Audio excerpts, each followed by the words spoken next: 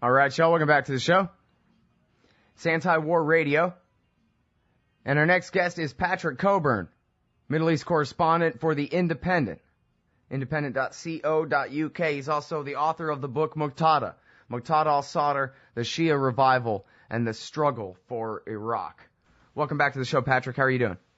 Fine, thank you. Appreciate you joining us today. And let's go ahead and start with that. Muqtada al-Sadr, you have a new piece at the independent.co.uk. Iraq cleric says his forces could attack U.S. troops.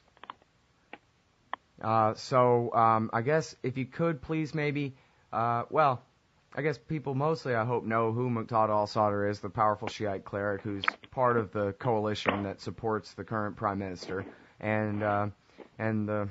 Hopefully everybody knows that the deal that George Bush signed said that all American forces would be out by the end of this year. And so now I guess Sadr is saying that he means to enforce that deadline with violence if it comes down to it. Is that right? Yeah, that's what he's saying if one takes it at face value, and it's probably correct. And, I mean, this has been his position really since 2003, right? Yeah. I mean, he's on the Shia side. He's been wholly against the U.S. presence from the beginning. He wholly opposed the occupation, and still does, and he really hasn't moved from that position at all. Mm-hmm.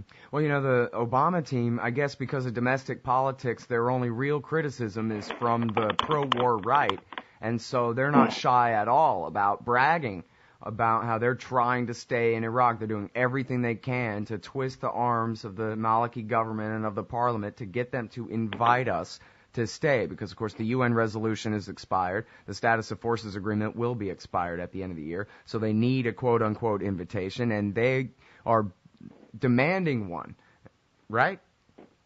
Sure, yeah. But it's, even so, it's down to 10,000 troops. This is not a big force compared to what there was previously. Will that number stay? I don't really know. Iraqi politics are so complicated and have so many players these days. It's very difficult to predict the outcome. Now, so you say he's always been against the American occupation, and that makes him, among the Shiite leadership, very different from the groups that the Americans were meaning to fight for there, right? They've ended up empowering this guy who wants them out, who they always have considered the enemy, but they were trying to fight for the groups that were more tied to Iran and less nationalistic than Sadr. Am I right? Yeah, I mean, from the very beginning there was a contradiction in what this Bush administration was trying to do in Iraq. That on the one hand they wanted to get rid of Saddam Hussein, on the other hand they didn't want his main enemies, which were the Kurds and the Shia, who together are 80% of Iraqis, to take over, particularly not the Shia. So at first they didn't hold any elections. I mean, now they say that they wanted to hold elections, but I remember at the time they said we'll have to wait for a census. There hasn't been a census, so if the initial Coalition Provisional Authority, the U.S. Occupation Authority, had remained, there would have been no election. So ultimately, the Shia are the main power in Baghdad, and they sort of balance Maliki balances between Iran and the U.S. Sometimes going with one, sometimes going with the other, all the time trying to accumulate more power in his own hands. Okay, so in early 2008, you were the one who broke the story that the negotiations for the status of forces agreement after the expiration of the UN mandate at the end of 2008 the American side began, their negotiating position was, we want 56 permanent bases. And then throughout the rest of the year, that was, I guess, in the early spring of 2008, throughout the rest of the year, Maliki, the way I understand it, the way I remember it, Patrick, was Maliki said, okay, I'm going to try to get you as many bases as I can, and he basically pretended to try the whole time, but always reluctantly reporting back that I'm sorry, I just can't get the rest of the government to go along with it, so you're going to end up having no permanent bases at all. And I was wondering if you think it's possible that that's what's going on here now with the invitation for a few thousand or 10,000 troops to stay in the country. Sure, yeah, I He's don't pretty pretending to try, but he doesn't really need us anymore anyway, does he? Well, to some extent, he'll want U.S. support, to balance against the Iranians. I wonder, the last, whether it's 10,000 or 3,000 or 4,000, that the McCain and two other Republican senators went to Baghdad recently and said it would be a disaster if there was only a small number of troops but it doesn't really, I think, make that much difference at the end of the day. With an army of 160,000 in Iraq, you've got a fair measure of control. With 3,000 or 5,000, you really may be only providing a target. General Adriano, who's now commander of the U.S. Army, who used to be in Iraq, said he thought it was a kind of a bad idea to have U.S. troops there beyond the absolute minimum, because all you do would be to give the appearance that the U.S. still occupied Iraq, and you wouldn't have much military strength in return for it. Actually, that sounds much more sensible than what McCain and company were saying. Mm-hmm. Yeah, I mean, if they had to fight their way to Kuwait, they might not make it. Yeah, I mean, I don't think that's going to happen. It's sort of the unfortunate thing about Iraq is that it's kind of stabilized at a very sort of bloody and corrupt level. There 15th of August, I think 63 people were killed in 17 bombings up and down the country by the sort of local franchise of al-Qaeda. With all the publicity about 9/11, I didn't notice anybody have a word to say about the fact that 63 Iraqis had just been killed by al-Qaeda. Yeah, well, they have a separate narrative there, which is the surge worked, and we don't want to hear another word about... Sure, yeah, I mean, it's sort of, what was the surge? They stopped killing Americans. And not just the guys who split from al-Qaeda. Al-Qaeda stopped killing Americans. This is kind of a general deal with the Sunni of Iraq, whether they're al-Qaeda or not. But they certainly went on killing Shia and other enemies of theirs. So I think that you're dead right, that one of the reasons this isn't brought up is that it's sort of, McCain himself, I think, declared victory a few years ago. So, there have been op-eds in the New York Times about it. So anything that sort of punctures that somehow doesn't get much publicity. Now, I was kind of surprised, at least, to read in your piece about Sadr's militia groups, that the evidence in the past has been that they are in practice controlled, trained, armed, and paid for by Iran. That's certainly been John McCain's spin this whole time. He's not no, what happens is that there are some, you have the Mahdi army, which is quite substantial. Mm-hmm. Then you've always had some special groups which come from the Shia side of the fence, which were kind of taken over by Iran. Muqtada and so forth opposed this, but it was kind of difficult to do. Then it's always been, the official U.S. take that somehow Iran is trying to destabilize Iraq. Now, of course, not really. I mean, they didn't like the Americans there, but from the beginning, the Iranians were real pleased to see a Shia regime, the Shia co-religionists, take power in Baghdad. So they were never really trying to destabilize the government. They wanted it under their influence rather than the Americans. Mm-hmm. So there are some special groups there that belong to, that are paid by the Iranians, but, let's pick this up on the other side of the break, Patrick, because I want to ask you some more about Muqtada al-Sadr's relationship with Iran and the narrative and the truth. And then I got to ask you about Libya. You've been reporting from Libya for weeks and months. Sure, and, we definitely got to talk about that, too. So everybody hang tight. It's the heroic Patrick Cockburn from the London Independent. We'll be back after this. All right, Shell, welcome back to the show. It's Anti-War Radio. I'm Scott Horton. I'm lucky enough I can get Patrick Cockburn on this show. He's the best reporter in the world as far as I'm concerned. He writes at theindependent.co.uk.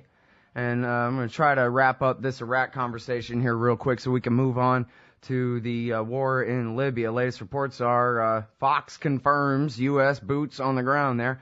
But on Muqtada al-Sadr and the complicated relationship with Iran and the Mahdi army and the special groups and all this. Pardon me for oversimplifying, but I'd like to kind of give you my best what I thought, and maybe then you can correct me and help me fill in the gaps here. My understanding really was that from the time of the surge, when they made peace, as you said, with the Sunni-based insurgency, they had to have somebody to fight, basically, and they wanted to try to limit Sadr's influence since they had installed the Shia in power. And so they waged this war in East Baghdad. At the same time, they were helping cleanse the city of Sunni Arabs for him. But anyway, they fought against him this whole time, and they had this whole narrative that anybody over there fighting us are these special groups, which are parts of the Mahdi army that are out of Muqtada al-Sadr's control. And I think Gareth Porter had concluded, and it made sense to me, that really that was just a line from the Pentagon that Petraeus had made up because he was trying to rhetorically separate Sadr from the people under Sadr's command who were fighting the American troops, because he knew that he couldn't just outright make him a complete enemy. And so, now we see, for example, this weekend here, Sadr saying, you better get out by the end of the year, we're going to war. They want to, and they use this special groups thing to include in the Iranian influence against our guys, when, of course, as you were saying, the Iranians can just bide their time at this point. They win anyway. Yeah, I mean, look, the Iranians always had some influence there over the special groups. They didn't the fighting was never that intense. There was a tendency on the U.S. side, really, whether it's Petraeus or Bush or Cheney or any of the others, to claim somehow they are fighting Iran in Iraq because Iran wanted to overthrow the government. Tony Blair keeps saying that. But it was always nonsense. I mean, the Iranians were main enemy was Saddam Hussein. They were pretty pleased he was very pleased he was overthrown.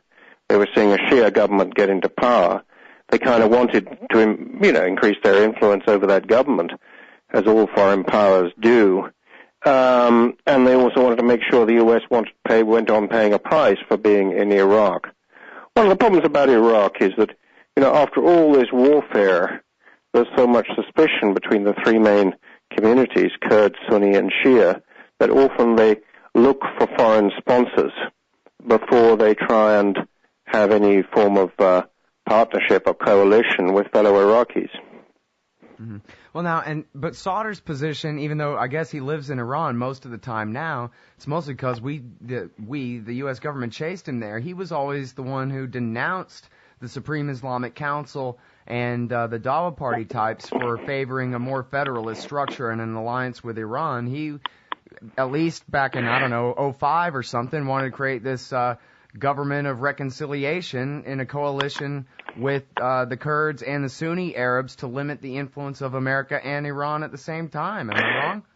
Yeah, there were attempts to do that. The problem is that it's difficult to do with so many foreign countries, the U.S., Iran, Turkey, Saudi Arabia, everybody else playing a role in Iraqi politics.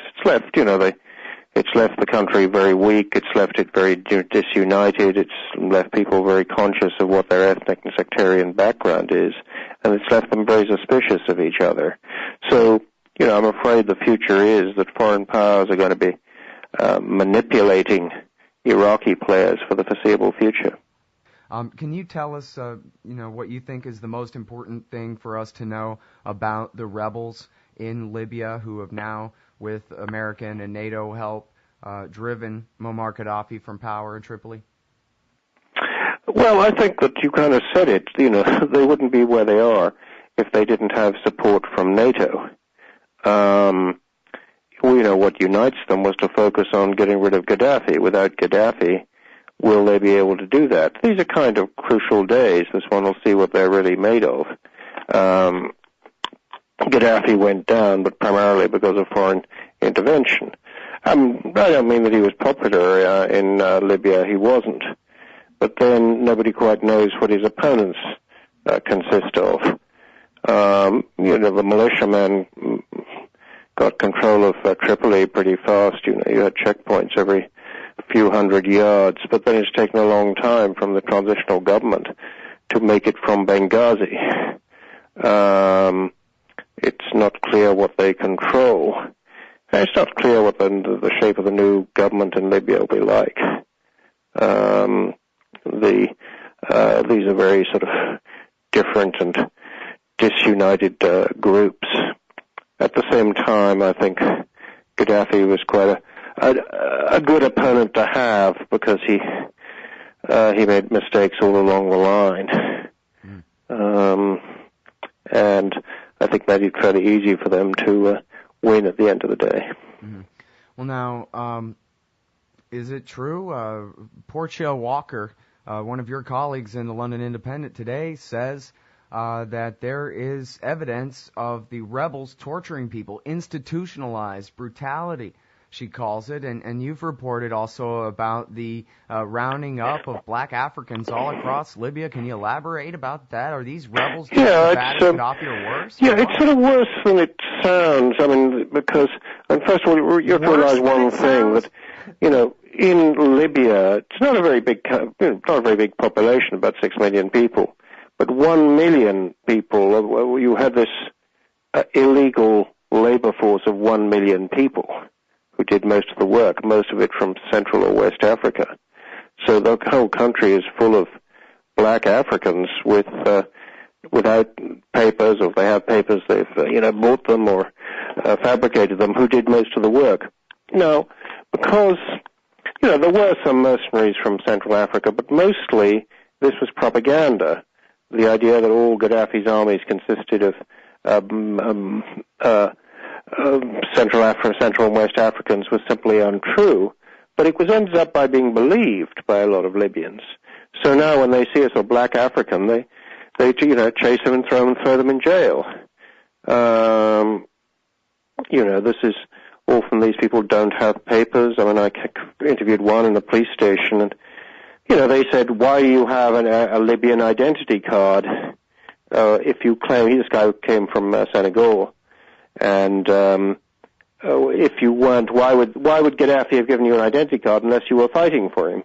And of course there was an explanation. This guy said, he'd walked through the desert with other people looking for work about 3 years earlier, and he'd ended up as a tiler, laying tiles in Tripoli, and he'd got this ID card because he'd paid the police for it. So you have all these people with sort of dodgy papers now being picked up and thrown in jail simply because of their color, and accused of being mercenaries, because that was the sort of propaganda line throughout the war. Is there any chance that this government, we talked about, they needed America, NATO's help to get the victory that they got in overthrowing Gaddafi? Is there any chance they will be able to actually maintain a monopoly on power, that they'll have a central government, a regime change soon, or is this going to be, train up their new army and all this? Good question. I don't know the answer to that.